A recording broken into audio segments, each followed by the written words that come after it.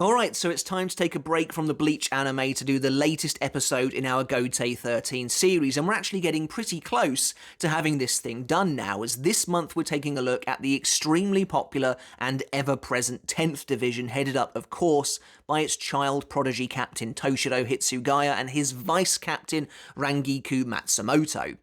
Now, perhaps more than anything else, the 10th Division to me has always felt like it embodies good. It feels like a bastion, a force for real, pure good within the Gotei 13. Of course, the Gotei 13 as an organisation is historically morally questionable. It's very morally grey, and of course, as readers, that's what draws us to the Gotei 13, what makes it so fascinating an entity within the Bleach universe. But dive into the Gotei itself, and I do think there are examples of factions that buck that trend. The 10th Division, the 13th Division, these seem to be groups of people who really do embody what it means to be the heroes, the protectors, the good guys, essentially, in a world that's otherwise quite grey. And so that's always really fascinated me. Maybe that inherent goodness comes with the naivety of someone as young as Hitsugaya being in charge. I'm not entirely sure. That's the sort of question we'll look at in today's video. Before we get started on the video, guys, if you haven't hit subscribe yet, make sure to do that now for more Bleach content like this every single week. And if you enjoyed the video, make sure to give it a thumbs up as well to help support me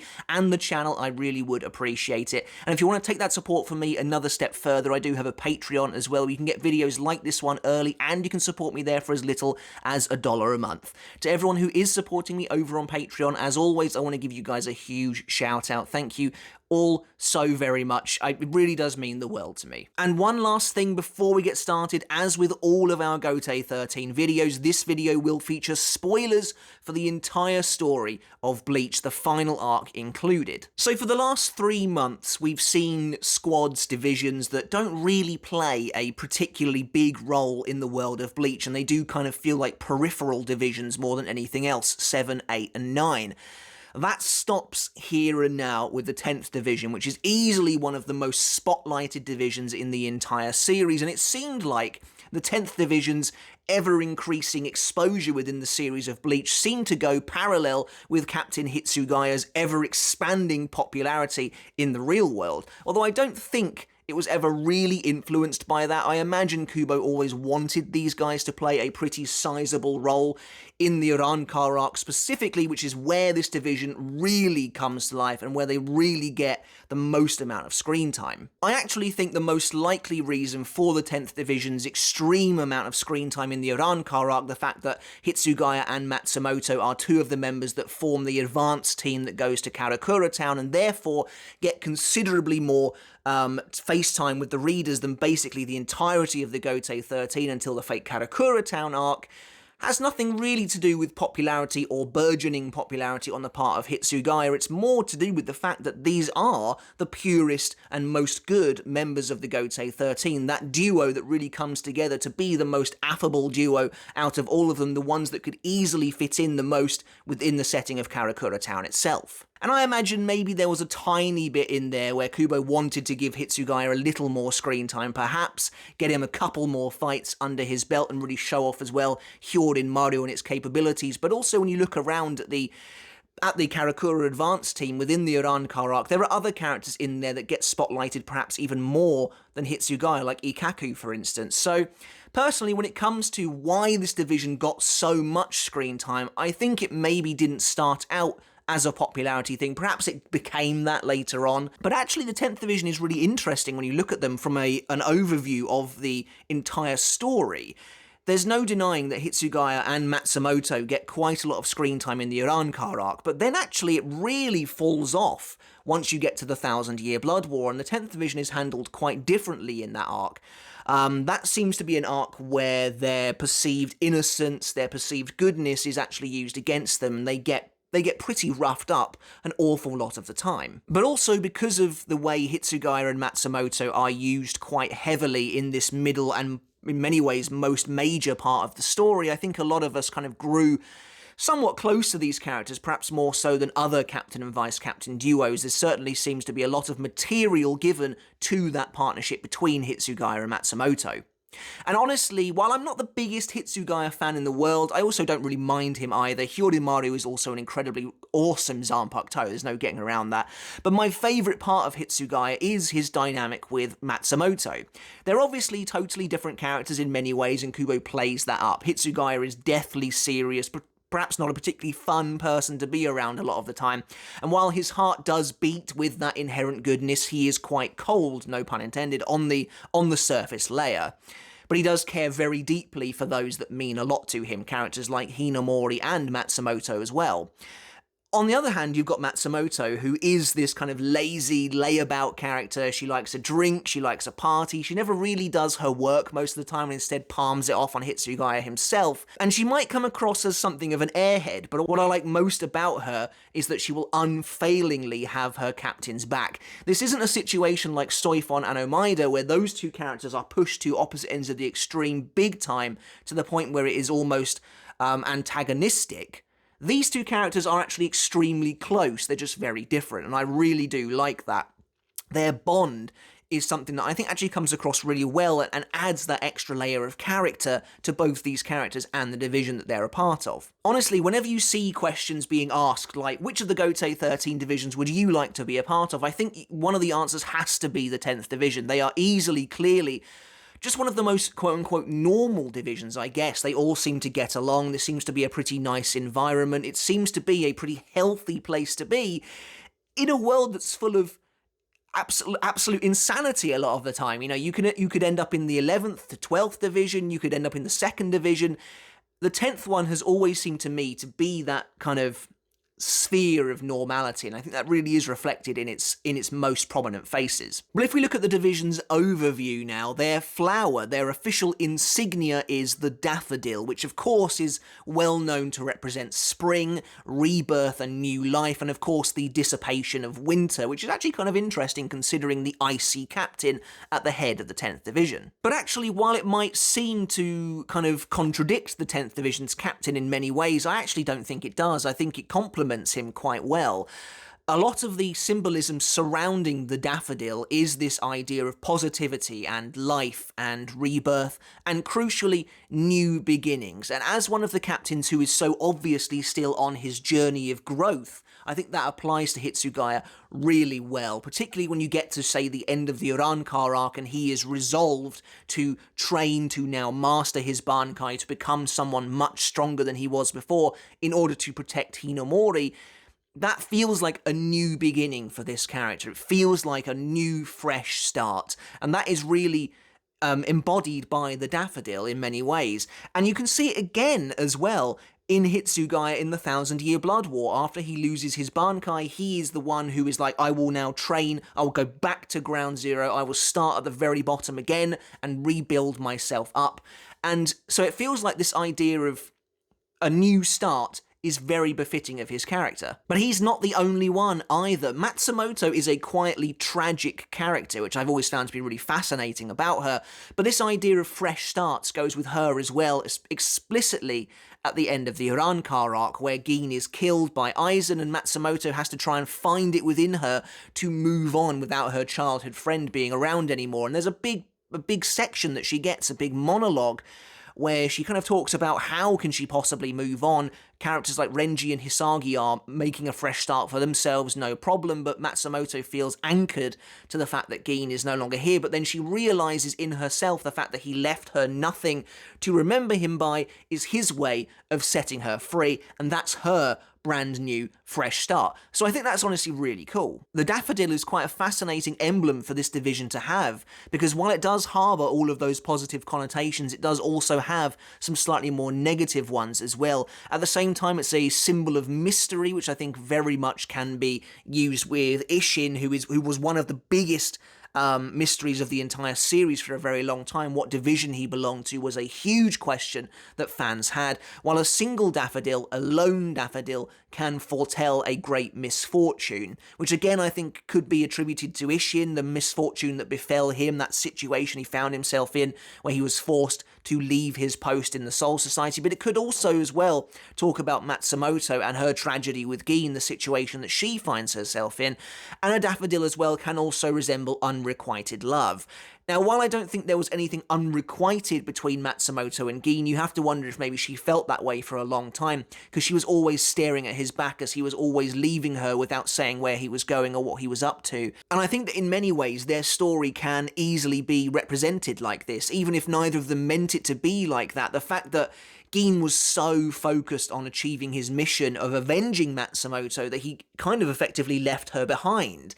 And while I don't think he ever would have intended for her to feel that way, you kind of wonder if that is exactly how things ended up between them. So I think in that regard, the Daffodil, both sides of it, the positive and the slightly more negative sides, work really well. Meanwhile, the division's official colour is dark green, and this one's a little bit more complicated, I think, where this division is concerned. Dark green, again, has both very positive but also quite seriously negative connotations to it, and it can easily symbolise both sides. It can mean positivity, it can mean calmness and freshness, allowing someone to be calm, focused, and relaxed. And I think Hitsugaya is a lot of the time very focused and very calm. He certainly comes across that way, until, of course, his immaturity comes out and something tips him over the scales, which can, of course, have disastrous consequences. And of course, dark green, much in the same way as the daffodil, can represent a kind of washing away of the past to bring about a fresh new beginning, which of course we've already talked about in regards to the 10th Division. I actually really like the idea of dark green symbolising this idea of a calm mind, almost this idea of introspection, because Hitsugaya is definitely one of the captains we get the most amount of introspection from throughout the series. So I think this kind of alleyway into Hitsugaya's own mind, something that we see a lot of in Bleach, is really cool in the way it can be reflected in what his division is all about. Despite the overall popularity and presence of this division, we actually don't ever really get to see anyone outside of the upper echelon of this division itself, the captain Hitsugaya, the vice captain Matsumoto, and then of course the former captain Isshin Shiba. This division doesn't really have anything special going for it in regards to its barracks or its special duties or anything like that. So if we look at the 10th Division's role in the story of Bleach, and this is probably going to be fairly extensive, I imagine, as like I say, they do an awful lot, but not at the earliest point in the timeline. The 10th Division is an interesting one in that it doesn't have a role to play at all in Turn Back the Pendulum, 110 years prior to the main storyline. The reason for this is pretty simple. The captain of the division at this point in time is actually dead. As mentioned by Kyoraku, he says something like, at least they didn't die like the captain of the 10th Division, when he's talking about the current turnover of captains as the Soul Society sees through itself a period of change.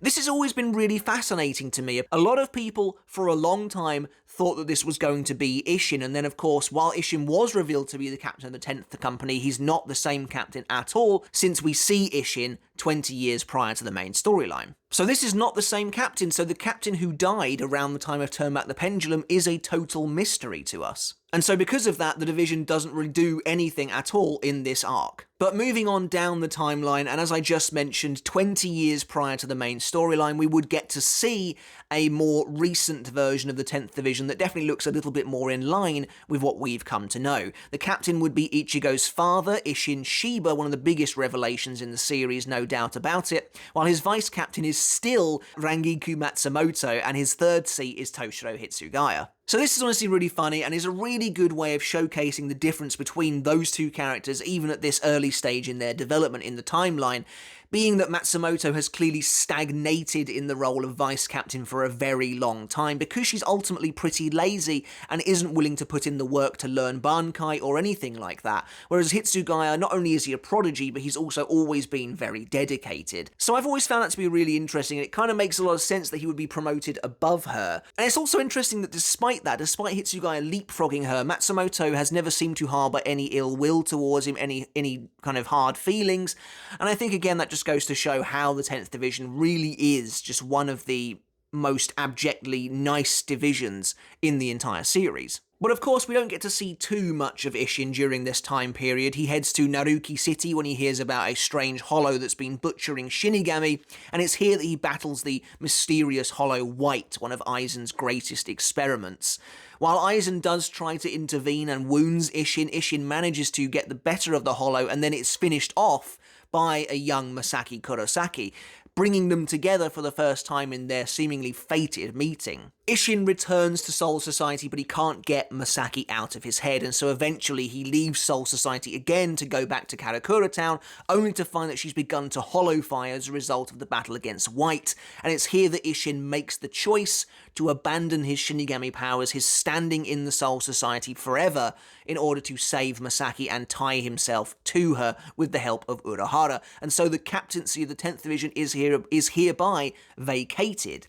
It's a shame that we never get to see the immediate aftermath. We don't really know how Matsumoto and Hitsugaya felt about this, considering they were probably pretty close to Isshin, as we get to see in their small interactions. So it's a shame that their division was just suddenly left without a captain. Presumably at some point it was announced to the captains and vice-captains that their 10th captain had been exiled, after having abdicated his seat. And I believe it's mentioned after that as well in one of the supplementary materials that there was no captain of the 10th Division for a while until Hitsugaya was promoted, so it was a similar sort of situation to the 3rd, 5th and 9th Divisions in the Arrancar Arc. The 10th Division plays an interesting role in the Soul Society arc, I think. They are almost entirely focused on the Soul Society side of the story and have no interaction with the Ryoka invasion, really, whatsoever.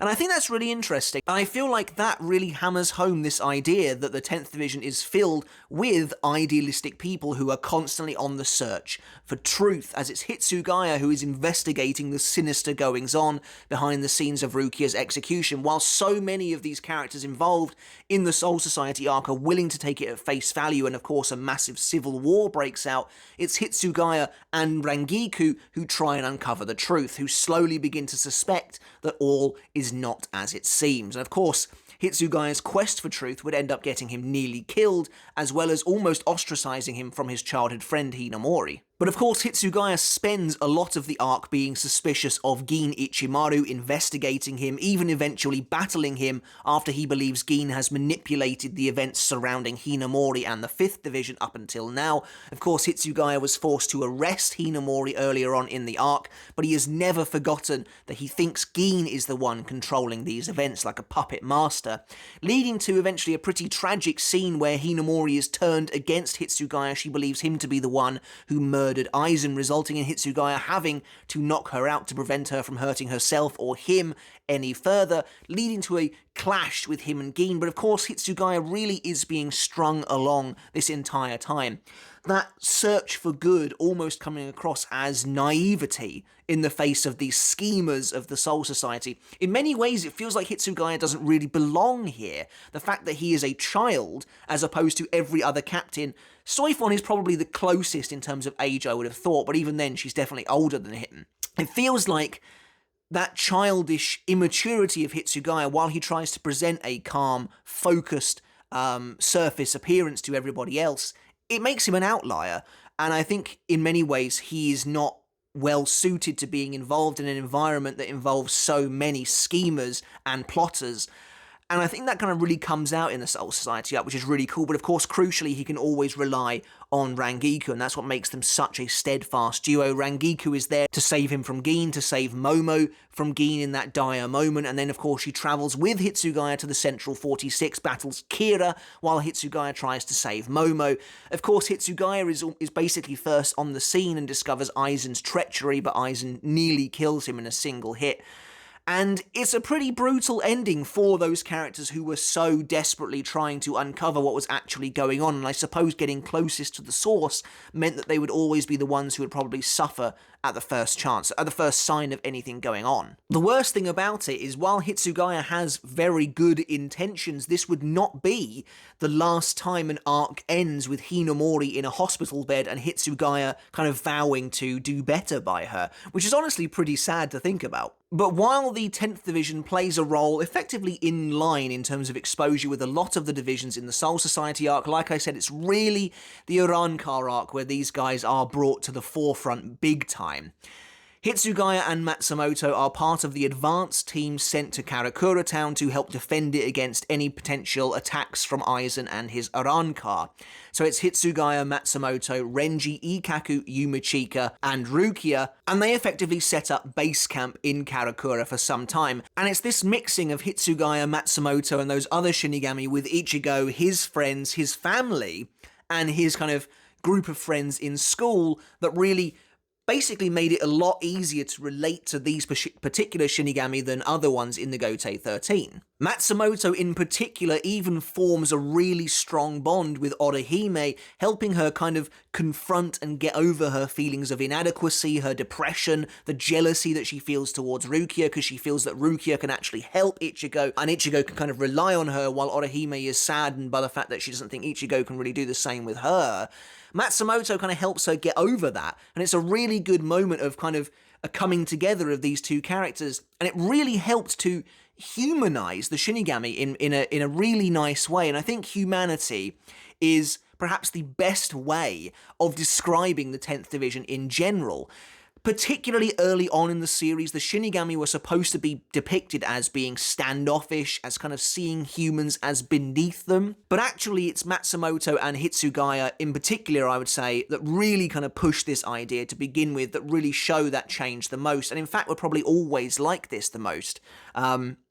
Where that humanity really comes through with them, is really showcased in the 10th Division in a great way. Hitsugaya and Matsumoto are obviously part of the first battle against the Arrancar, Grimmjow and his Fraction. Hitsugaya takes on Xiaolong and Rangiku takes on Nakim.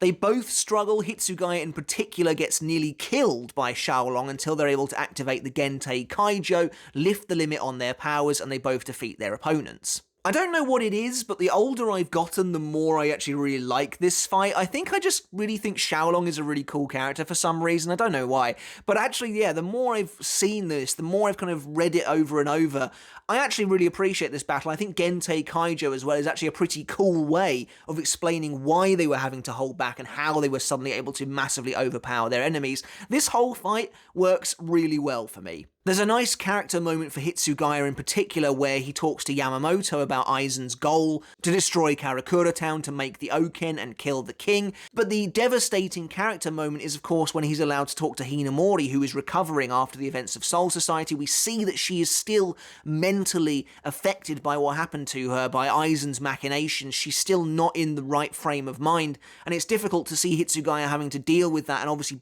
really blaming Aizen. And with Hitsugaya, it's kind of fascinating because not only is he put at the forefront of the plot in the Arrancar arc, emotionally he is at the forefront as well by having easily one of the most personal reasons to want to defeat Aizen.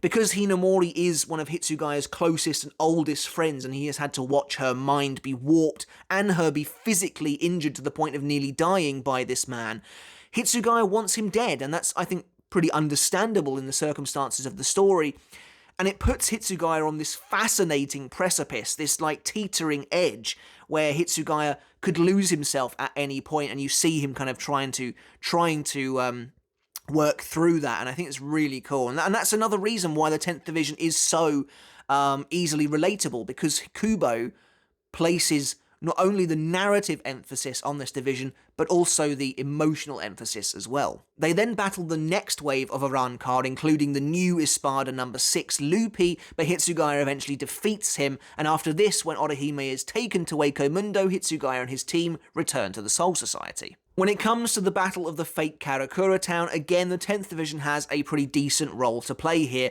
Matsumoto takes on the Tre Bestia, Harabel's 3 Fraction, while Hitsugaya takes on the Espada herself. Of course, Matsumoto is taken out of the battle fairly early on when she's nearly killed by Ion in one of the most gruesome scenes in the entire manga to date.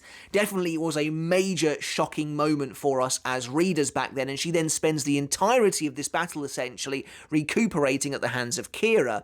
But Hitsugaya gets a fairly decent battle against Harabel. I've never been the biggest fan of this fight, as I think it's mostly just a stalling back and forth between two characters. Neither of them really seem to be that into this fight, but maybe that's just their personalities. But it is cool getting to see Hitsugaya use things like Hyoten Hyakoso to freeze Harabel in his plume of flowers, which is really cool, but of course she breaks out of that.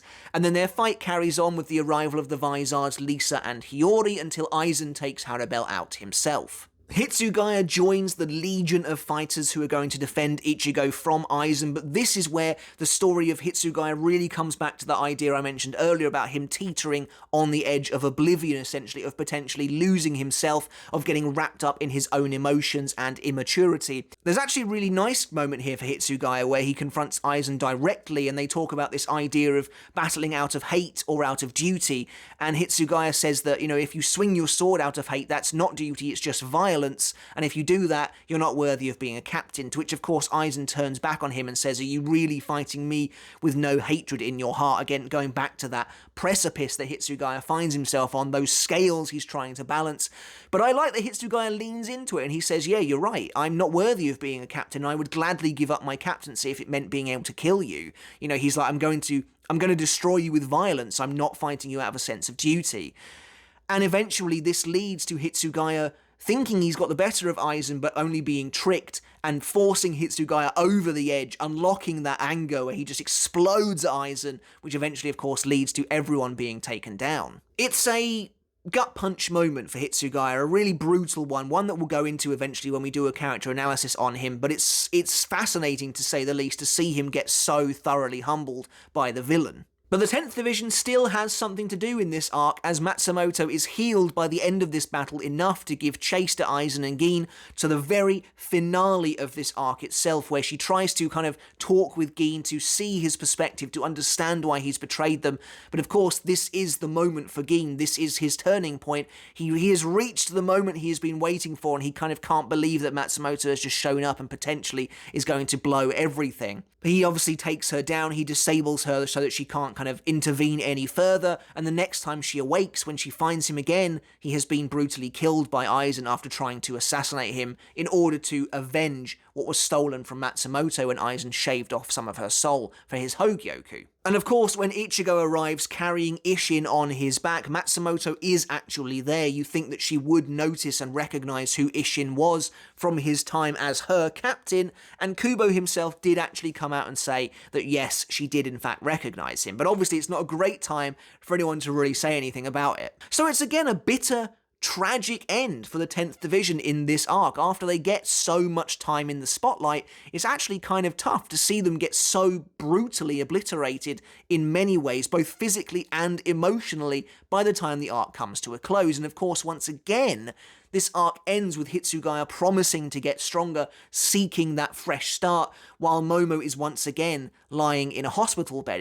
It's again, the story is filled with many tough lessons for Hitsugaya to learn, but again, I think that's really interesting. He doesn't yet have those thousands and thousands of years of experience that some of the older captains do, so through Hitsugaya, it's a great conduit to show a captain actually having to grow and learn. And Matsumoto is exactly the same. They're both coming to grips with their demons as she realizes that Gin is helping her move on from him. When it comes to the Lost Agent arc, Hitsugaya is one of the few Shinigami that arrives in Karakura Town to help Ichigo deal with execution, and I'll be honest, I always did think this was a little bit weird. This to me did feel like a decision motivated by popularity, perhaps more so than anybody else, because all of these characters who arrive have some kind of personal connection to Ichigo. Even someone like Ikkaku is the first person Ichigo properly fought in Soul Society, and they have kind of formed a friendship ever since. Ichigo and Hitsugaya, I've never felt have had anything more than a working relationship and haven't really even spoken that much.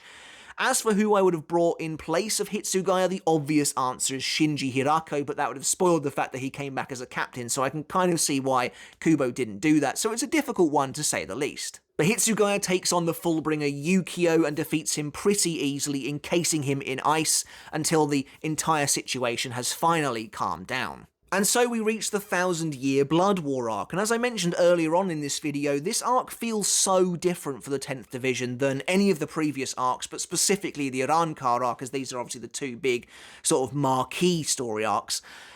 The 10th Division does play a decently big role in this arc. There is some carryover in terms of exposure, but particularly where Matsumoto is concerned, they actually do considerably less and actually get a pretty bad time of it. Matsumoto is a really strange character in this arc, in my opinion. She goes from being one of the most outspoken characters in the Arrancar arc to being a character who is really relegated to the background here. But during the first Quincy invasion, Hitsugaya, of course, has his bankai Daigoren Hyorin Maru stolen from him by Sternritter I, the Iron Kang-do. And then after this, Hitsugaya is one of the captains who really kind of resolves to make himself whole again, to go back to square one. We actually get to see Hitsugaya travel to one of the sort of Zanjutsu academies of Soul Society within his own division, where he tries to learn the very basics again, now that he can no longer rely on bankai. And when the second invasion comes, Hitsugaya is kind of used as a bit of an example, along with Soifon, these two, again, younger captains. Hitsugaya tries to take on Bazby, but is completely annihilated, like to the point one of the most brutal beatdowns we have really ever seen in the series, while off-screen, Matsumoto is incapacitated by Kang-do. It's again a brutal set of affairs for the 10th Division. It's difficult to see them like this, but I also really love this scene, because I think it really showcases how much Matsumoto actually means to Hitsugaya when all pretenses are put aside, when they don't have to act the way they do in everyday life, when it's nothing but raw emotion. Hitsugaya is devastated to see Matsumoto in the state that she's in when Kang just dumps her unconscious body on the floor. Hitsugaya is like horrified by it, and he looks perhaps more childlike here than ever as well, which I always thought was really kind of interesting. But I always thought this was a really powerful moment, and Hitsugaya himself is like on death's door here, but all he can care about is Matsumoto. Luckily, of course, thanks to Urahara, Hitsugaya's bankai is returned to him and he rescues Matsumoto by defeating Kang-do before collapsing from his injuries. At this point, both he and Matsumoto are zombified by Sternritter Z Giselle, only continuing this show of horrors for the 10th Division in the final arc. This newly zombified version of Hitsugaya is not only forcibly taken out of his Shinigami outfit and put into the outfit of the enemy, which admittedly does look pretty cool, but he's then used to seriously injure Ikkaku and Yumichika before taking on Mayuri himself. This new bloodthirsty version of Hitsugaya is pretty entertaining to watch, but is eventually defeated. At this point, the zombified Rangiku shows up, but Mayuri is able to defeat her as well, and eventually begin administering a treatment that will return both of them to normal. Now, I'm not really sure how or why he does this, but Mayuri takes his de-zombification tubes up to the Royal Palace at some point, which is weird, considering we see him arriving in the Royal Palace with Zaraki, and I don't think he has them on him. But regardless, these tubes end up in the Royal Palace, and from within them, Hitsugaya and Matsumoto emerge. Their lifespan shortened, but their zombification reversed, and they are now back to normal. Matsumoto vanishes after this point, which is really weird, and like I said, she has like nothing to do in this arc, which is really strange, but Hitsugaya goes for one last battle, taking on Gerard Valkyrie alongside Zaraki Kenpachi and Byakuya Kuchiki. We get to see Hitsugaya's ultimate power, his mature bankai, where he grows up, where he turns into adult Hitsugaya and continues to battle the massive Sternritter. And while the captains all seem to sort of come together to deal him a critical blow, Hitsugaya still isn't able to win this fight along with everyone else with him, because Gerard continually revives until he is miraculously taken out by Yuhabuk. And so after the war, Hitsugaya, of course, has deactivated his bankai and therefore returned to normal, and the last time we see them before the Hell chapter is they are both travelling to Rukia's inauguration as a new captain and mocking Hisagi about not using bankai at the same time. And Matsumoto is actually here as well, which is nice to see considering she disappeared. And then in the Hell chapter, we see that Matsumoto has travelled to Karakura town. She hangs out with Ichigo and Renji. There's really nice dialogue here. It's really cool seeing Ichigo just talking so easily with a vice captain like Matsumoto. It shows how well integrated he is now. And they're, of course, waiting for the ceremony to begin, the ritual to begin, where they can start killing the hollows in Karakura town so that Ukitake can pass on. And then, of course, in the Soul Society, Hitsugaya is there with all the other captains when the strange phosphoplasm of Hell begins to make itself known. Perhaps more so than any other division, the 10th Division is the subject of some additional chapters that came out. I think a lot of it had to do with the Diamond Dust Rebellion movie, which of course focuses entirely on Hitsugaya, essentially. But there are some really nice additional moments for the 10th Division. You get to see Hitsugaya celebrating his birthday with those around him, Matsumoto and Hinamori. Also, Aizen is there, pretending, of course. So that's a really nice scene where they do something nice for Hitsugaya like that. And of course, Matsumoto knows the pain, essentially, of not having a birthday, having grown up in one of the worst districts in the Rukongai. So I thought that was always another really nice moment that, again, really brought those two characters together. Another of these additional supplementary moments that the 10th Division gets is a really nice flashback where we see Rangiku. This must be around the time Isshin is captain as well, where she meets Hitsugaya. She realizes that he is giving off spiritual pressure, that he is freezing the area around him, that he must join the Shino Academy and master his Shinigami powers, or else he's just going to continue to injure those around him. It's really cool seeing, again, Rangiku here, still in the same place she's been for ages, but it's really nice to see, again, their first meeting, and these two characters getting brought together like this only hammers home that kind of bond we see them share. But that's it for our video on the 10th Division. I figured it probably would be one of the longer ones, as this division does have an awful lot to do, and the divisions following this are also quite big and quite popular as well, with 11 and 12 in particular. But we are, like I said, nearly done with our Gotei 13 series, and I really appreciate all of your support with the series so far. It really does mean an awful lot to me. But that's it for the video, guys. I really hope you enjoyed it. Let me know in the comments below who is your favourite 10th Division character and what is your favourite 10th Division moment. I would absolutely love to know. Don't forget to hit subscribe if you haven't done already, and until next time, I'll catch you later. I'll see you then.